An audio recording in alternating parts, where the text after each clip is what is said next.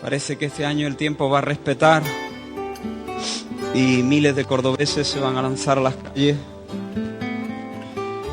para mostrar su devoción a Dios. El mensaje que el Señor puso en mi corazón pertenece a esta serie de hechos y era el mensaje. No había yo calculado que exponer este texto en esta fecha concreta. Creo que ha sido un arreglo de la providencia del Señor, pero tiene todo que ver con lo que nuestra ciudad y las ciudades de España y de otros muchos lugares estarán celebrando en estos días. Quiero que abramos la palabra del Señor en Hechos 14. El domingo pasado nos detuvimos a considerar, aunque muy brevemente, algunas características de la iglesia de Antioquía de Siria. Vimos que era una iglesia favorecida por el Señor. Dios había abierto su mano generosa sobre esa iglesia y la había capacitado y dotado, había derramado su bendición. Y esta iglesia no había recibido la gracia del Señor en vano, sino que había respondido al amor del Señor. Había respondido amando al Señor. Era una iglesia que ministraba al Señor. Era una iglesia que amaba a los santos, a los hermanos, porque daban de sus bienes de forma sacrificial para bendecir a otros, a los que no conocían en persona. Y era una iglesia que amaba al mundo. Ministraban al Señor, ministraban a sus hermanos en la fe y ministraban al mundo. Una iglesia, decíamos, que danzaba en esa dinámica de amor del Señor. Y luego el Señor de allí mismo sacó 2 saetas que él tenía en su aljaba y disparó esas 2 flechas para dar comienzo al movimiento misionero más grande, más significativo de la historia. Bernabé y Pablo salieron de Antioquía movidos por el Espíritu del Señor, enviados por los hermanos para abrir la puerta de la fe a los gentiles en Asia y en Europa y en el mundo conocido. Así que descendieron de allí a Seleucia y luego navegaron a Chipre y luego a Salamina y a Pafos y a Perge y luego a Antioquía de Pisidia, no la misma Antioquía, sino Antioquía de Pisidia. Y ahí en esa ciudad se levantó persecución contra ellos y tuvieron que salir, los expulsaron literalmente. Y luego llegaron a Iconio y en Iconio Lucas nos dice que predicaron de tal forma que una multitud creyó en el Señor, tanto de judíos como de griegos. Y a pesar de eso, y a pesar de que la palabra del Señor estaba respaldada por milagros y señales extraordinarios que Dios hizo por mano de Bernabé y de Pablo, a pesar de todo, la gente de Iconio, algunos judíos que se negaban a abrazar la fe, algunos religiosos recalcitrantes, corrompieron los ánimos de la gente y finalmente los misioneros tuvieron que salir huyendo por su vida porque se dieron cuenta que incluso bajo el amparo de los gobernantes, la gente de la ciudad había planeado lincharlo y apedrearlo. Y así fue como llegaron a Listra. Y vamos a leer lo que sucedió en Listra. Un relato muy interesante, un relato muy extraño. Capítulo 14, versículo 8.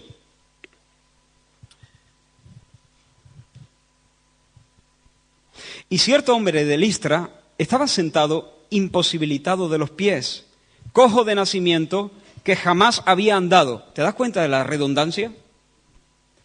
Imposibilitado de los pies, cojo de nacimiento, que jamás había andado. Este oyó hablar a Pablo, el cual fijando en él sus ojos y viendo que tenía fe para ser sanado, dijo a gran voz: levántate derecho sobre tus pies. Y él saltó y anduvo. Entonces la gente, visto lo que Pablo había hecho, alzó la voz diciendo en lengua licaónica: dioses bajo la semejanza de hombres han descendido a nosotros. Y a Bernabé llamaban Júpiter o Zeus. Y a Pablo Mercurio o Hermes, porque este era el que llevaba la palabra. Y el sacerdote de Júpiter, cuyo templo estaba frente a la ciudad, trajo toros y guirnaldas delante de las puertas y juntamente con la muchedumbre quería ofrecer sacrificio. Cuando lo oyeron los apóstoles Bernabé y Pablo, rasgaron sus ropas y se lanzaron entre la multitud dando voces y diciendo: varones, ¿por qué hacéis esto? Nosotros también somos hombres semejantes a vosotros, que os anunciamos que de estas vanidades os convirtáis al Dios vivo que hizo el cielo y la tierra, el mar y todo lo que en ellos hay.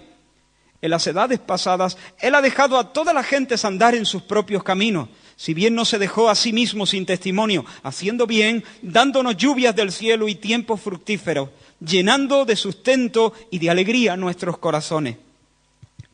Y diciendo estas cosas, difícilmente lograron impedir que la multitud les ofreciese sacrificio. Entonces vinieron unos judíos de Antioquía y de Iconio, de la última ciudad de donde habían salido, que persuadieron a la multitud y, habiendo apedreado a Pablo, le arrastraron fuera de la ciudad pensando que estaba muerto. Pero rodeándole los discípulos, se levantó y entró en la ciudad, y al día siguiente salió con Bernabé para Derbe. No podemos detenernos en todos los detalles, pero quiero compartir algo sencillo. Pablo llega a Listra, Pablo y Bernabé, y Pablo está predicando a Cristo, anunciando el Evangelio de Dios. Y hay un hombre allí que está escuchando. ¿Qué está haciendo Pablo? Está hablando la palabra del Señor, anunciando a Cristo. Supongo que anunciando que en Cristo hay salvación. Y hay un hombre allí que está lisiado, imposibilitado de los pies, que jamás había... y está escuchando la palabra. Así que mientras Pablo habla, Dios está abriendo brecha en las tinieblas de Listra. Porque Pablo se da cuenta que en esa persona hay fe auténtica. ¿Cómo lo supo Pablo? No lo sabemos. Lo cierto es que mientras Pablo habla, Dios está actuando, sosteniendo a Pablo en su predicación, pero también abriéndose paso entre el corazón y la mente de ese hombre que está allí, inválido.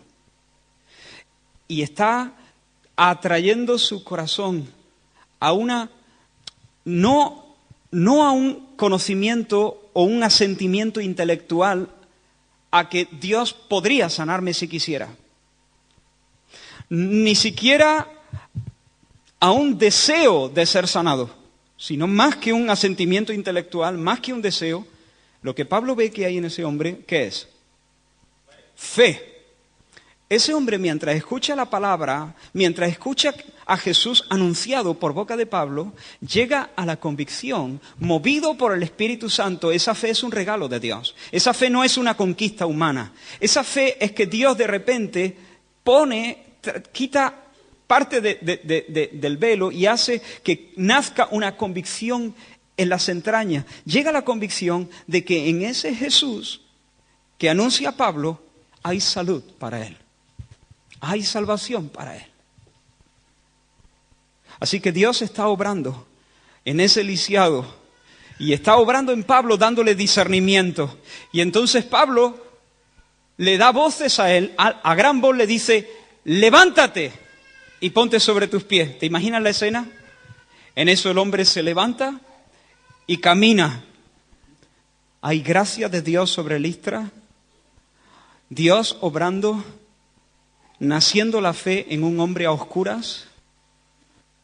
En Listra, Zeus y Hermes eran los patronos, por así decirlo, eran los dioses adorados. Se encontraron algunas inscripciones y un altar también. Pero de repente ese idólatra que espera en Zeus y espera en Hermes o en Júpiter y Mercurio, depende si los llamamos por sus nombres griego o latino, de repente Dios hace algo en su corazón para que espere en Jesús que está predicando Pablo. Pero lo que no podían esperar los misioneros era lo que iba a pasar a partir de ahora. Pablo y Bernabé nunca se imaginaron lo que iba a suceder después de que ese hombre caminase. La multitud empieza a agitarse. Hay excitación en la ciudad y empiezan a hablar en su idioma natal. ¿Y qué es lo que proclaman la multitud? Pablo y Bernabé seguramente no están entendiendo absolutamente nada, porque ellos no saben hablar el idioma licaónico. Pero ¿qué es lo que los hombres están diciendo?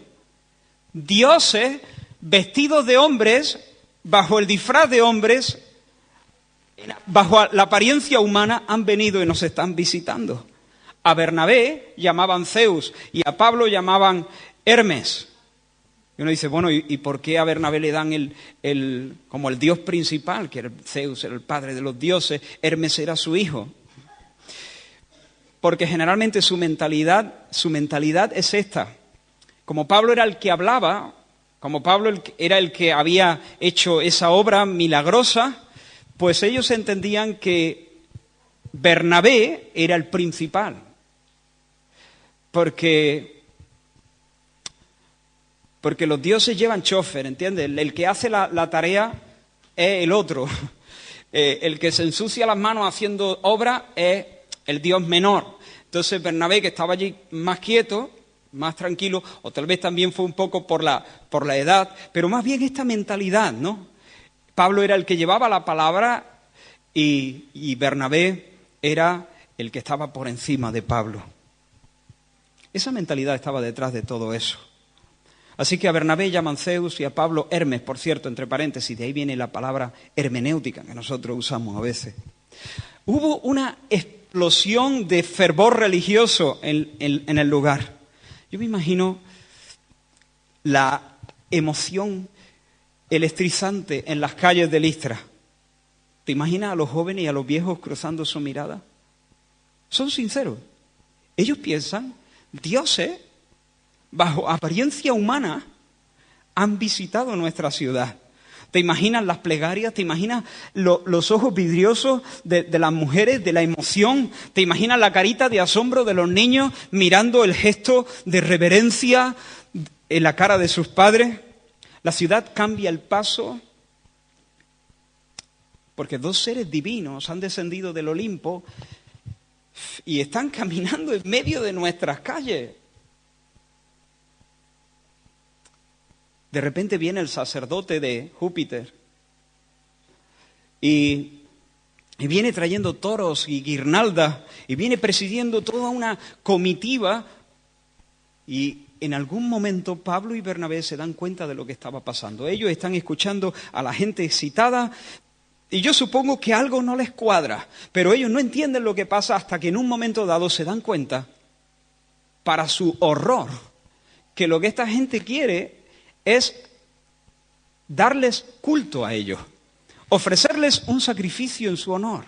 Se dan cuenta que los están confundiendo con dioses y quieren presentar un sacrificio para honrar a los dioses, que son ellos. Honrar a José, el que apodaban en Jerusalén Bernabé, y honrar a Saulo, el antiguo fariseo, que ahora es llamado Pablo. ¡Qué perversión, hermano! ¡Qué blasfemia!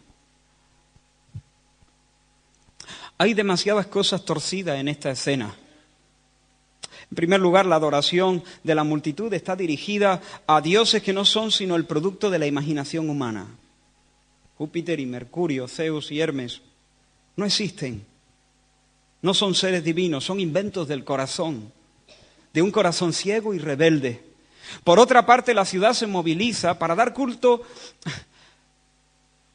a los dioses, pero en realidad quieren dar culto a las criaturas mortales, finitas, pequeñas, débiles. Pero en esta mañana yo no quisiera centrarme en eso. Quisiera señalar un asunto más sutil todavía. Un asunto menos grosero, a bote pronto, a primera vista. Y es que detrás de todo esto, ¿me seguís, hermanos? Detrás de todo esto hay un sistema de adoración basado en obras. ¿Me explico? Podemos entender en parte lo que está pasando aquí. Tal vez aquí esté una explicación. Porque tú te preguntas, hay gente que piensa que los antiguos eran más tontos que nosotros. Que la gente primitiva era una gente mucho más supersticiosa que nosotros y que hacían cosas que son ridículas pero no es verdad. Yo me atrevería a decir que si hay una generación supersticiosa, nosotros le vamos a la saga o somos nosotros. Pero es raro, ¿eh? Pablo predica, se produce un milagro y la gente de la ciudad se moviliza porque creen que estos dos, que cuando suben las cuestas jadean y cuando sudan, el sudor les huele igual que a todos, y cuando llega la noche se sienten fatigados y tienen que dormir, son dioses bajo apariencia humana y organizan una fiesta en su honor. Poco más y le organizan unos Juegos Olímpicos. Y tú dices, qué raro, qué extraño es todo esto. ¿Por qué la gente reacciona de esta manera? 50 años antes, un poeta latino, Ovidio, había escrito en un relato que él tituló Metamorfosis, una leyenda urbana que era conocida de todo. Resulta que en un momento dado, Zeus y Hermes habían visitado la región montañosa de Frigia y habían entrado en una ciudad muy, vecina de Listra, y habían visitado 1000 hogares pidiendo que se les diese la bienvenida, que se los hospedase. Pero 1000 veces fueron rechazados, hasta que finalmente fueron alojados en una cabaña con techo de paja junto a las lagunas, donde vivía un matrimonio mayor, pobre, de campesinos. Ellos no lo sabían, pero acababa de recibir en su casa a los dioses. Entonces después, los dioses castigaron a los 1000 hogares que los habían rechazado con una inundación. Solamente prosperaron y bendijeron a este matrimonio de campesinos, a los cuales los bendijeron haciéndolos sacerdotes de Zeus y de Hermes y haciendo que su casa llegase a ser un templo. Estoy convencido que esa historia era conocida por esta gente. Y de repente ven que alguien dice, levántate, y el cojo lisiado que jamás había podido andar se levanta. Y ellos piensan, Zeus y Hermes han venido otra vez y están paseando por nuestras calles. No queremos que nos pase lo mismo que a los vecinos de la región montañosa de Frigia. Aquí hay que hacer algo. Y detrás de esto hay una mentalidad. El culto a los dioses griegos estaba dominado por este sistema de hacer obras, entregar sacrificios para tener contentos a los dioses. A los dioses había que aplacarles de alguna forma. Había que mantener buenas relaciones con los dioses, y esto se lograba ofreciendo sacrificios, donaciones, ofrendas, dando, por ejemplo, fiestas, festividades. Los Juegos Olímpicos eran una festividad en honor de Zeus, por ejemplo. Había que agasajarlos, había que hacerle la pelota, había que ponerse a su servicio, había que cumplir con ellos, había que mantenerlos contentos. Aún así, entre paréntesis, los dioses griegos eran impredecibles. A veces se postulaban por la justicia y a veces hacían lo que les daba la gana, aunque uno presentase sacrificios. Ellos actuaban de manera caprichosa y se mostraban vengativos. Pero ¿entendéis lo que hay aquí detrás? Ellos creen los dioses nos están visitando y tenemos que mantenerlos contentos. No queremos que los dioses vengan y que nos castiguen. Hay que hacer algo por los dioses. Tenemos que ofrecer toros. ¿Qué tienes tú? Vamos a aplacar la ira de los dioses. Vamos a mantenerlos a buenas con nosotros. Nos interesa que los dioses no estén enfadados con nosotros. Así que vamos a organizar un sacrificio para que los dioses nos bendigan y nos prosperen y no envíen inundaciones contra nosotros. Esto es un negocio. Yo te doy con tal de que tú me devuelvas bendiciones o por lo menos no me maldigas o no me hagas daño. Ahora, hermanos, quiero hablar con mucho respeto, pero quiero hablar también con mucha claridad. Durante esta Semana Santa hay muchas personas, amigos nuestros, que son devotos, son sinceros, son serios. Hay otros que no, otros que van por cultura, por tradición, para darse un paseo y divertirse. Hay otros que son curiosos, hay otros que no sabemos ni lo que son. Son fiesteros, les gusta el folclore y simplemente... Hay otros que les gusta el arte, la música y la talla de las imágenes. Pero hay gente seria, religiosa, devota, honesta, sincera. Y van a salir a las calles con una mentalidad así. A los dioses, a Dios en este caso, hay que mantenerlo contento, hay que alcanzar el favor divino, hay que hacer algo. Y vosotros sabéis, igual que yo, que alguno tal vez salga descalzo o con algún tipo de cilicio para cumplir alguna promesa, para hacer una, ¿cómo se llama?, penitencia autoimpuesta, porque hay que pagar, hay que estar a cuenta, hay que mantener a Dios contento. Así que se aseguran de que el esmalte de la talla esté perfecto, de que no tenga defecto. Fijan bien la madera, aseguran los clavos para que no se suelte mientras avanza por la calle de piedra. Luego la alzan con devoción y con un profundo sentimiento, la ponen sobre sus cuellos, sobre sus hombros y caminan orgullosos, paseando al Señor con minúscula por las calles, sin hacer caso del dolor y esperando que no llueva. No quiero ridiculizar,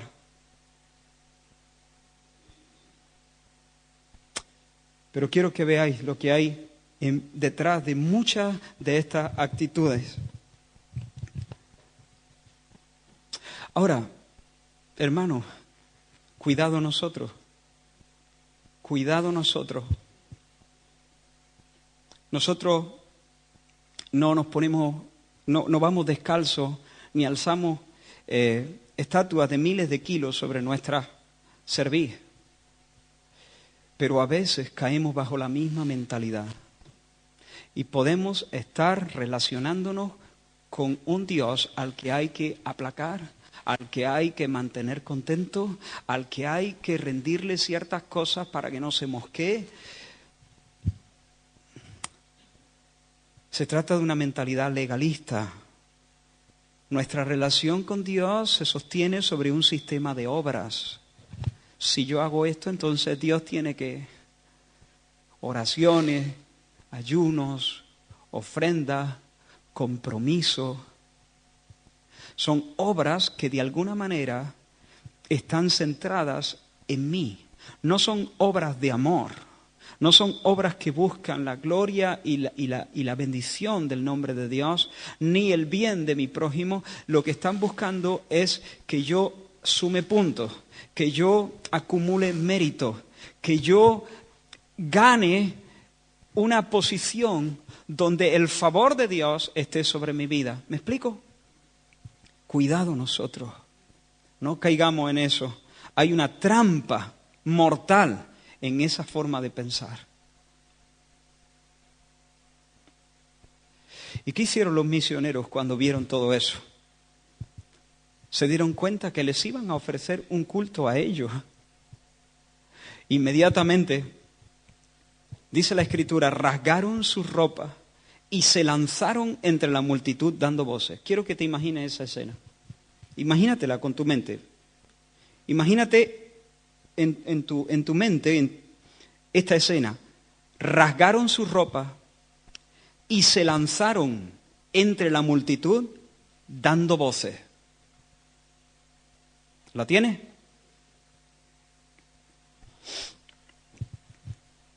¿Qué está pasando ahí? De repente lo han visto claro. Como he dicho, se han dado cuenta de que lo que van a hacer es algo absurdo, es algo vano, es algo blasfemo, es algo horroroso, es un pecado enorme, es una provocación grande contra Dios. Y se levanta un horror, un celo santo, ardiendo en sus entrañas. En Pablo y en Bernabé lo que hay es una mezcla, entiendo yo, de compasión por una parte, porque por eso están en Listra y por eso vuelven a Listra. Compasión, pero también santa indignación. Amor, pero también celo y coraje, indignación. ¿Por qué? Porque Dios está siendo ignorado. El Creador está siendo ignorado. Se está rindiendo honores a la criatura. Y Dios, a quien pertenece la gloria, la honra, la alabanza, el poder, la majestad, el aplauso, no cuenta para nada. La multitud en este momento le está robando la gloria a Dios para entregarla a dos hombres mortales. Entonces rasgan sus vestidos para mostrar su quebranto, su dolor y su horror ante lo que está pasando. Si pasáis unas páginas de la Biblia, en Hechos capítulo 17, Pablo de nuevo está predicando a griegos, esta vez en la capital cultural del mundo, Atenas. Hechos 17. En Listra eran gente inculta. Aquí están los sabios de los sabios, la crème de la crème. Aquí están los campeones de la sabiduría.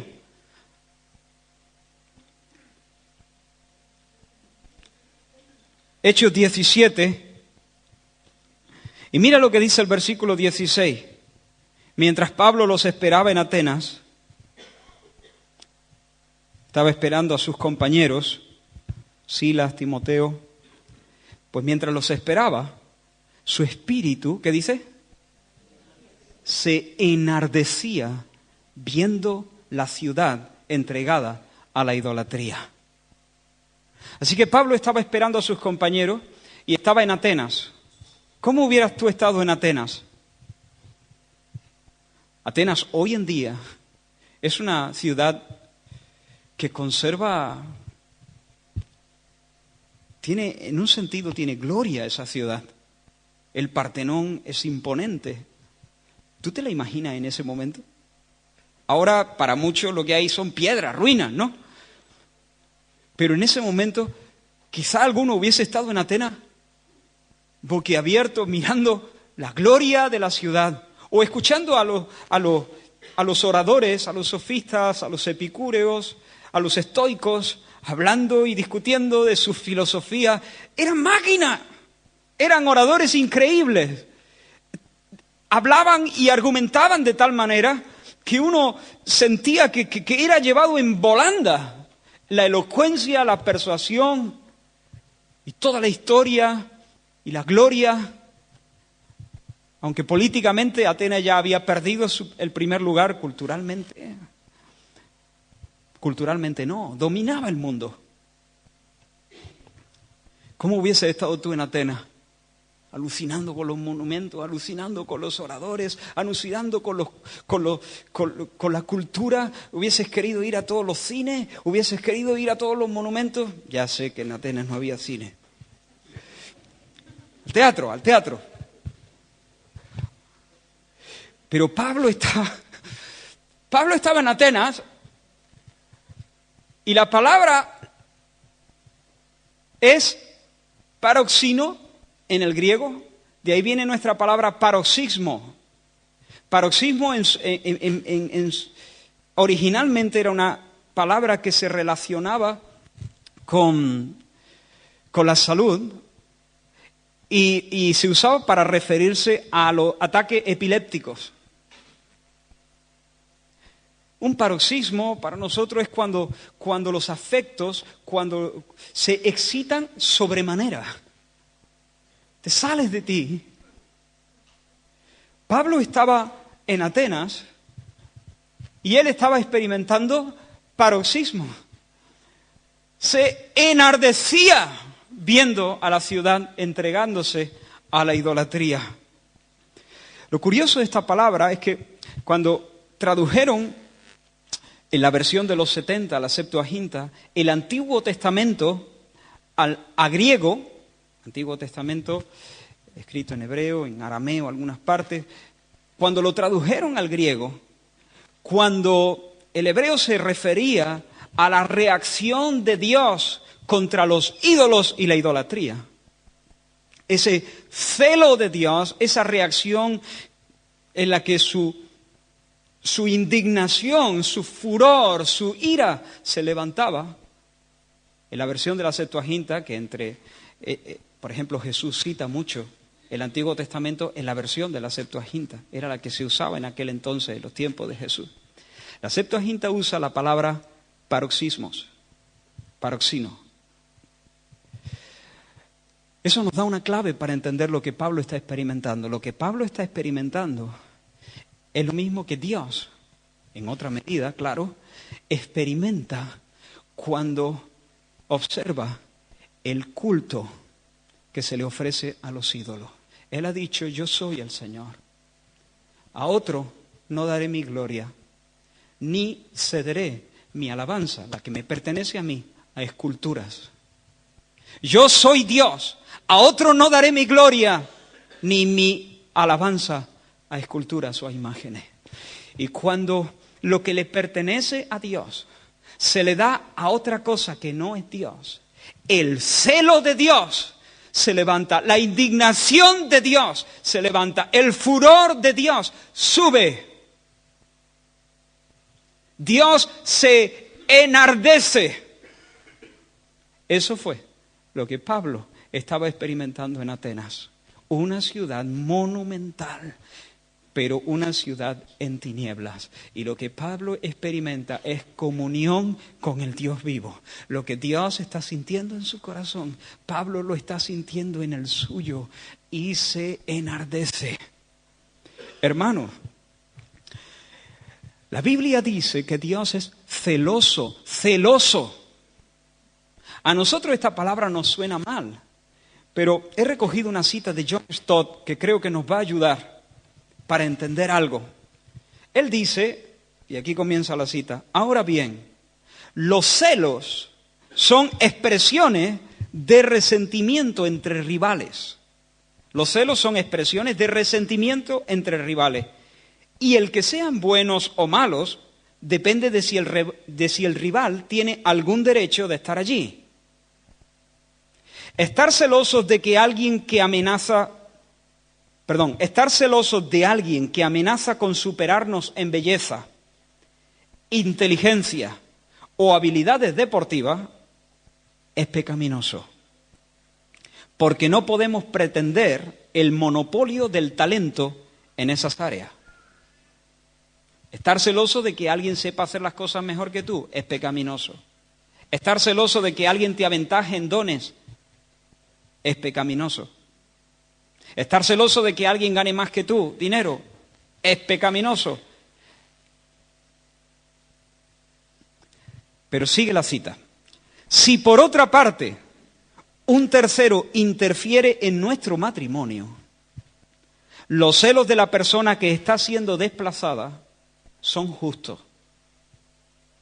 Porque el intruso no tiene ningún derecho de ocupar ese lugar. Es igual con Dios, sigue diciendo él. Quien dice, y es el versículo que acabo de deciros, yo soy el Señor, ese es mi nombre. No entrego a otros mi gloria, ni mi alabanza a ídolos. ¿Entiende? Dios es celoso. Dios reclama lo que le pertenece. Y cuando se mete un intruso, su ira se inflama de pronto. Se enardece. Y eso es lo que despertó la idolatría en Atenas, en Pablo. Y eso es lo que despierta la idolatría en Listra, en Bernabé y Pablo. Y por eso Bernabé y Pablo se rasgan la ropa y salen corriendo entre la multitud, dando voces. ¿Qué hacéis? ¿Por qué hacéis esto? ¿Por qué? Porque Pablo y Bernabé saben que aquello que van a entregarles, aquello que quieren presentarles, no se le puede presentar a nadie más. Esta devoción esta admiración, este asombro, esta dependencia, esto solamente se puede ofrecer a Dios y solo a Dios.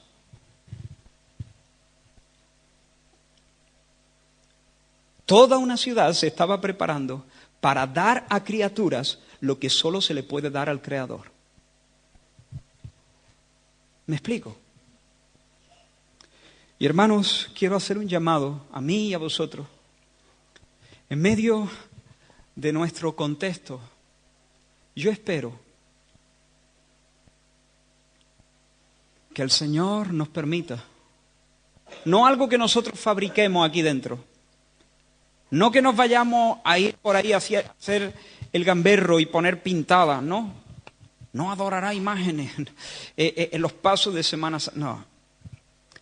Pero espero que Dios nos permita sentir algo de la indignación que Él siente cuando se le dan a imágenes, a esculturas, a santos y a vírgenes lo que solo corresponde al Creador. Que al ver la hermandad de los nazarenos congregantes del Santísimo Cristo de la Buena Muerte y Nuestra Señora de los Mártires, así se llama la cofradía, y al ver a sus 168 nazarenos con túnica de cola y cubrerrostros negros, y sus cinturones de esparto y sus cirios rojos, que al ver a sus 30 costaleros portando con esfuerzo a Nuestra Señora dolorosa bajo palio, avanzando en silencio en la noche del viernes,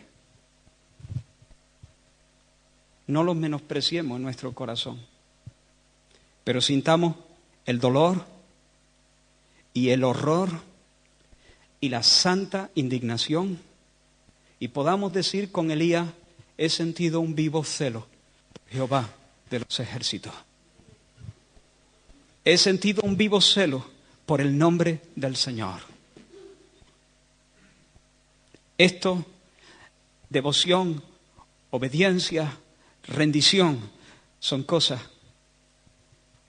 que solamente se le pueden dar al Dios creador de todas las cosas. Y por otra parte, hermano, yo te llamo a ti y a mí a que nos guardemos nosotros mismos. Nosotros mismos. Sí, corremos poco peligro de meternos como costaleros. Tenemos esas cosas claras. Pero que nos guardemos a nosotros mismos de entrar en la dinámica idolátrica de levantar a hombres y rendirles asombro y homenaje desproporcionado, impropio para las criaturas, como pasa todos los domingos en los campos de fútbol.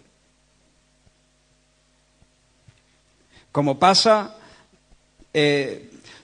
todos los días en las pasarelas de moda o en medio de nuestra cultura, en los artistas o en los cantantes o actores o en esas celebridades, los cuales reciben honra, gloria, honores, admiración. La gente pone su mirada en ellos y incluso su esperanza en ellos. Pídele al Señor que te libre de darle a las criaturas lo que solo Dios merece. Ni el príncipe. La gente dice, el proverbio dice, el temor de Dios, el temor del hombre pondrá lazo. Pero el que confía en el Señor será exaltado. La gente busca el favor del príncipe, pero finalmente el que juzga es el Señor. Esa última frase la he puesto con mis palabras porque no la recuerdo literal. Ni el príncipe, ni la persona más poderosa de la tierra, ni Faraón, ni el egipcio, ni el asirio, ni las celebridades del mundo, ni los semidioses del fútbol, ninguno merece nuestro asombro. Los admiramos en cierta medida, apreciamos los dones que Dios le ha dado, disfrutamos de lo que pueden hacer y nosotros no. Pero en su justa medida, en el momento en que ponemos nuestro corazón y los levantamos más de la cuenta, estamos provocando el enardecimiento de Dios y estamos haciendo algo que es horrible delante de sus ojos. Así que el Señor nos ayude a compartir su celo y su enardecimiento cuando en esta semana la gente vitoree incluso imágenes de talla que no pueden limpiarse a sí mismas si una paloma les vuela por encima y les deja un recado. No quiero burlarme, pero quiero mostrar, como en algunos momentos en la Escritura los profetas mostraron, la vanidad. La vanidad. Si les levanta la ropa a las imágenes, ni siquiera tienen pie, son un palo, no pueden moverse y no pueden salvar. No ven, no oyen las oraciones. Necesitan ponerse a salvo cuando la lluvia se asoma. Se enmohecen. Hay que darles tratamientos para la polilla. Yo protesto en el nombre del Señor, con todo cariño, protesto en el nombre del Señor.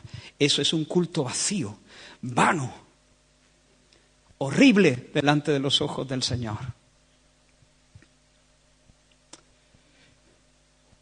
Pero Pablo no se limitó a enardecerse, Pablo no se limitó a rasgarse las vestiduras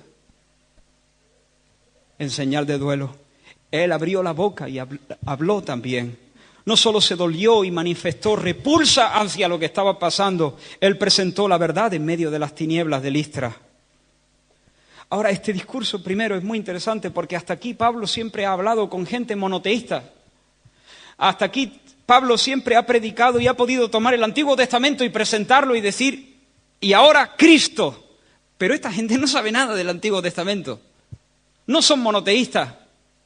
¿Cómo les va a hablar Pablo? No puede mencionar a Moisés, ni puede mencionar a David, no puede mencionar el pacto de Dios, no puede mencionar nada de eso.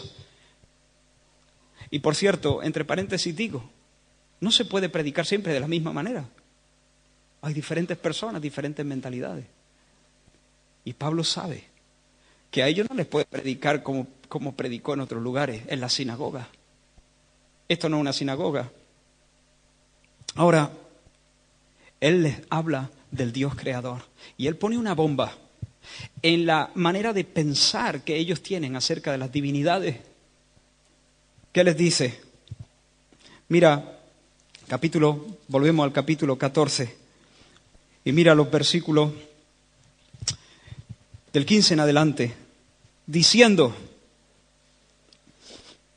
varones, ¿por qué hacéis esto?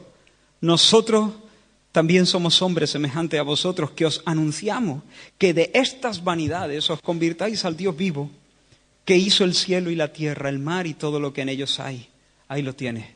Les habla del Dios creador, el Dios vivo. Estáis queriendo adorar a criaturas, pero la adoración no pertenece a las criaturas. La adoración pertenece al Dios vivo, que hizo el cielo y la tierra, el mar y todos los que en ellos hay. En edades pasadas, Él ha dejado a toda la gente andar en sus propios caminos. ¿Qué significa eso? Ese es un versículo que puede ser malinterpretado. En las edades pasadas, Él ha dejado a toda la gente andar en sus propios caminos. Vamos a mirar, espero no marearte. Vamos de nuevo al capítulo 17, cuando Él habla en Atenas.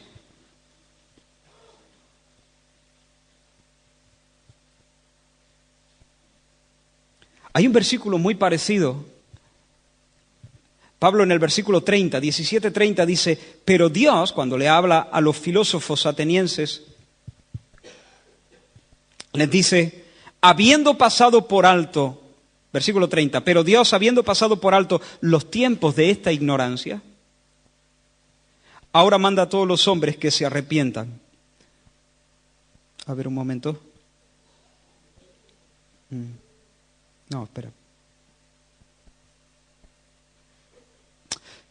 Sí, esa frase, habiendo pasado por alto los tiempos de esta ignorancia. ¿A qué se refiere?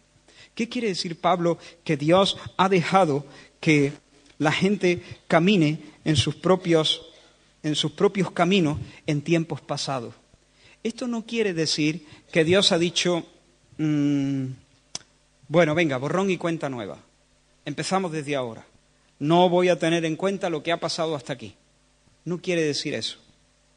No quiere decir tampoco que Dios apruebe lo que hacían en tiempos pasados. Lo que quiere decir es que cuando el hombre se pervirtió y en lugar de adorarle, se volvió a adorar a las criaturas, al sol, a la luna y a todos los dioses inventados por la imaginación del hombre, Dios no les reveló inmediatamente el misterio del Evangelio, sino que lo ocultó. Y los dejó en sus caminos. Los pasó por alto en un sentido. ¿Me explico? En su economía, Dios decidió, primero, que no los iba a aplastar. Dios no aplastó a los idólatras, si no, nadie existiría. Pero tampoco Dios les reveló inmediatamente el misterio del Evangelio. Dios los pasó por alto, dejándolos que caminasen en la cuesta abajo de su locura. Pablo habla muchas veces de este misterio que ha estado oculto, pero que ahora es manifestado por la palabra del Evangelio.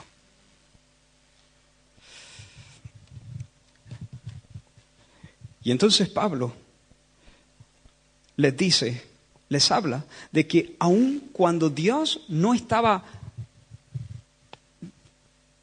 manifestando el misterio del Evangelio, aún así Dios estaba cuidándolos providencialmente.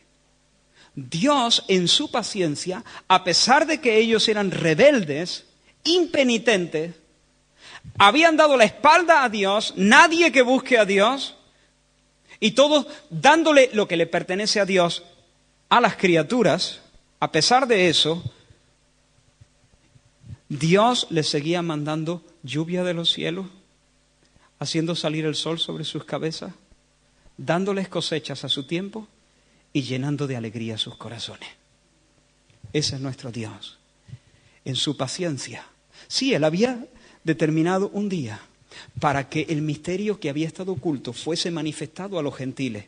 Todavía no había llegado ese momento, pero mientras Dios seguía mostrando su favor, su gracia, su paciencia, su bondad para con sus enemigos.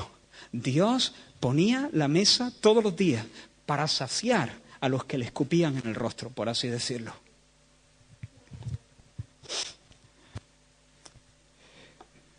Fíjate, hermanos, esta es la imagen, y estamos llegando al final, esta es la imagen que Pablo tiene de Dios. Dios no es como las divinidades griegas, que tienes que ofrecerle rápido un sacrificio, no sea que se mosquee el Dios y te consuma. Dios no es alguien que viene a ver qué saca de ti. Dios es el gran dador. Dios es el gran benefactor. Dios no se acerca para buscar los toros que tú le puedas dar con sus guirnaldas. Dios no se acerca para ver cuántos arroyos de aceite le puedes dar. Dios se acerca para dar, para bendecir, para desplegar su bondad sobre las personas. Dios no es como las deidades griegas. De nuevo, capítulo 17, hablando en Atenas. Versículo 24, el Dios que hizo el mundo y todas las cosas que en él hay, siendo Señor del cielo y de la tierra, no habita en templos hechos por manos humanas. Mira el versículo 25, ¿qué dice la primera frase?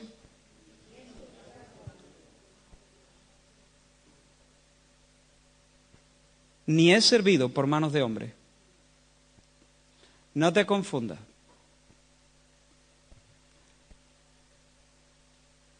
Mira cómo sigue, como si necesitase de algo.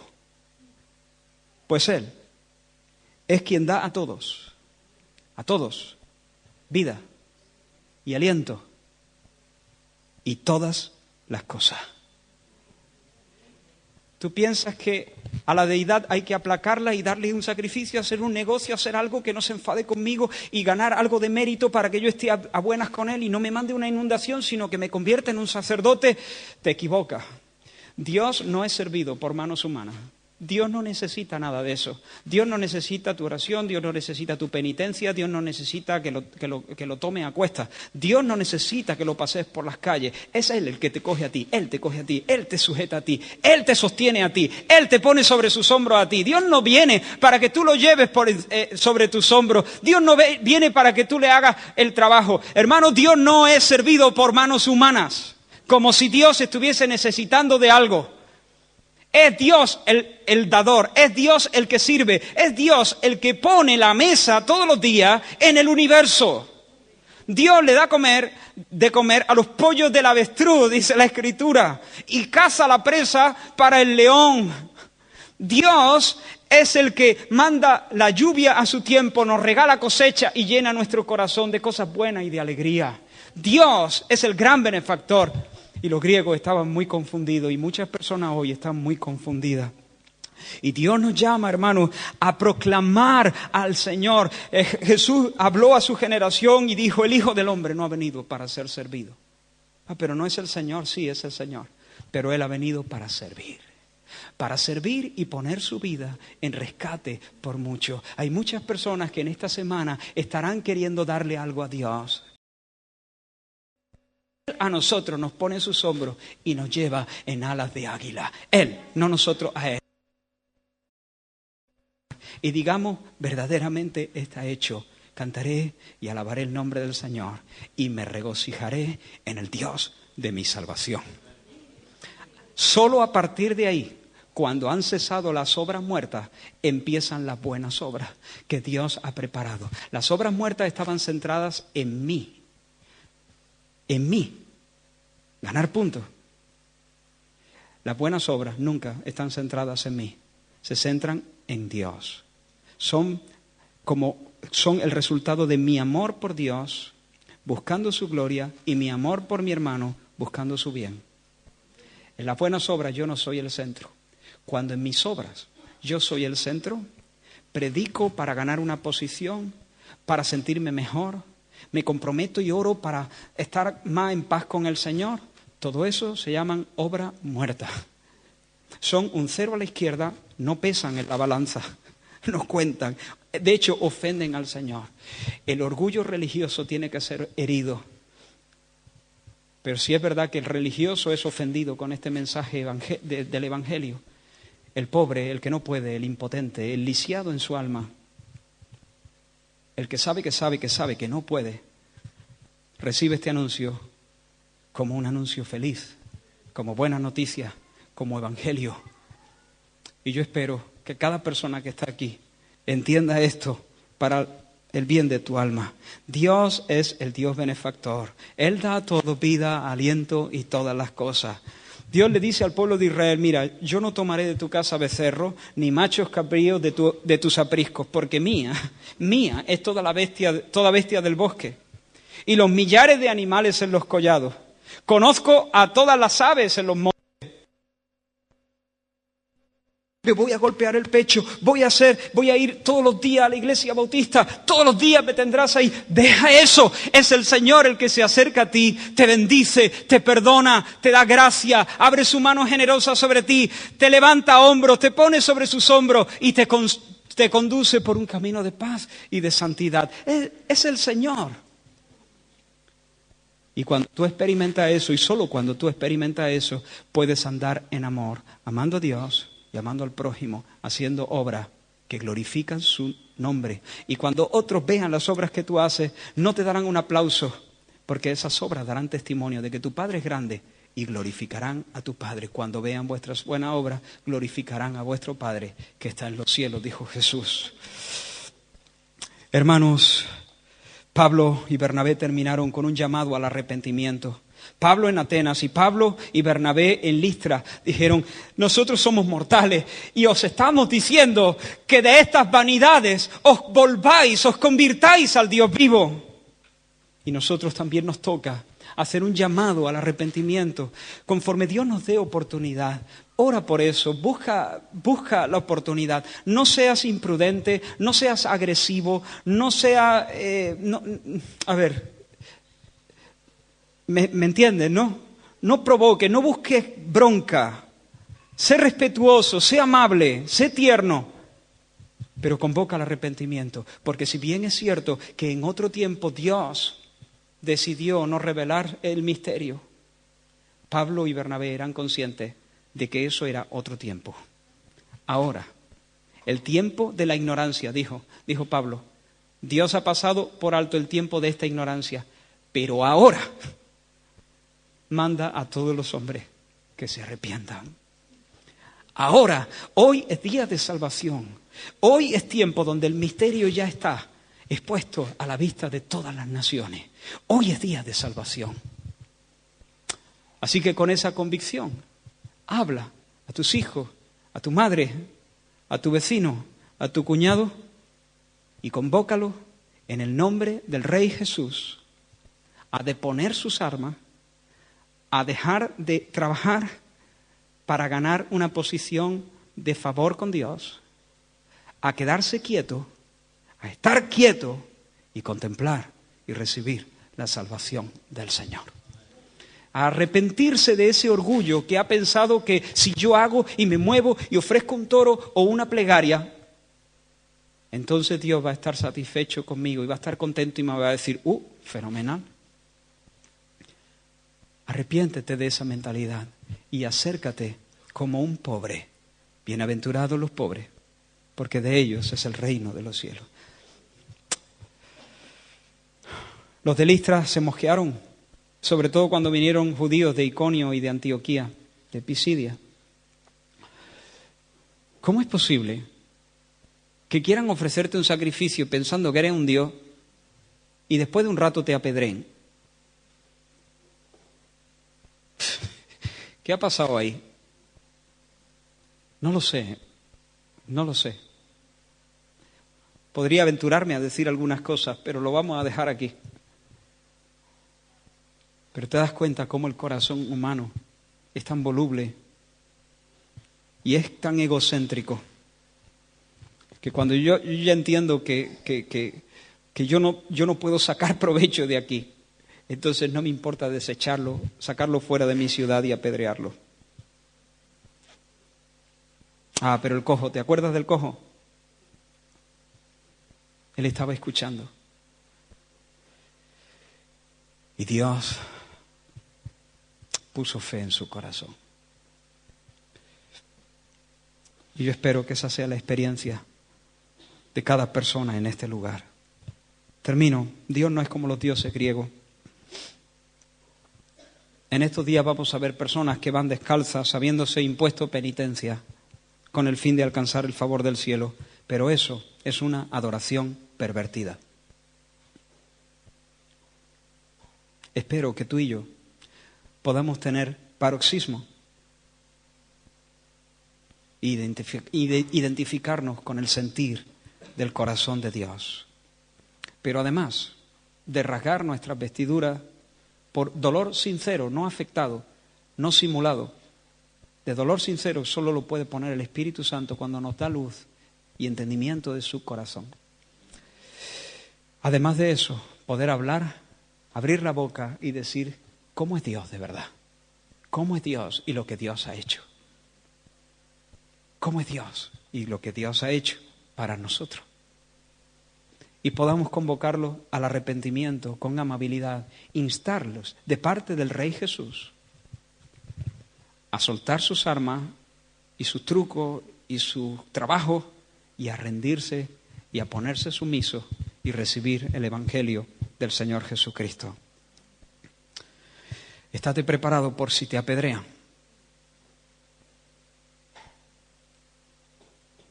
O está preparado también por si me apedrean a mí.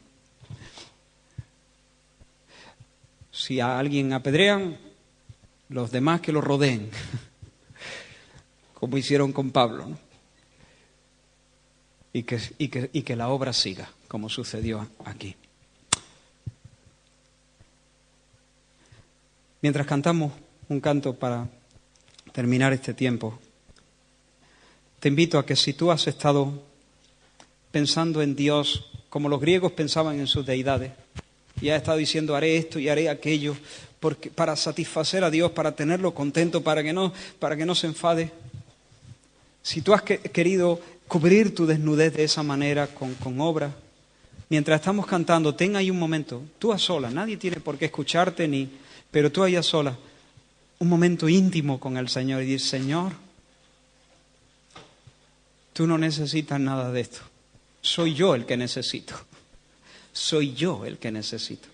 Por eso recibo lo que tú me das en Cristo. Perdona mi pecado, perdona mi orgullo, perdóname. No puedo salvarme a mí mismo. Todas mis obras son un 0 a la izquierda.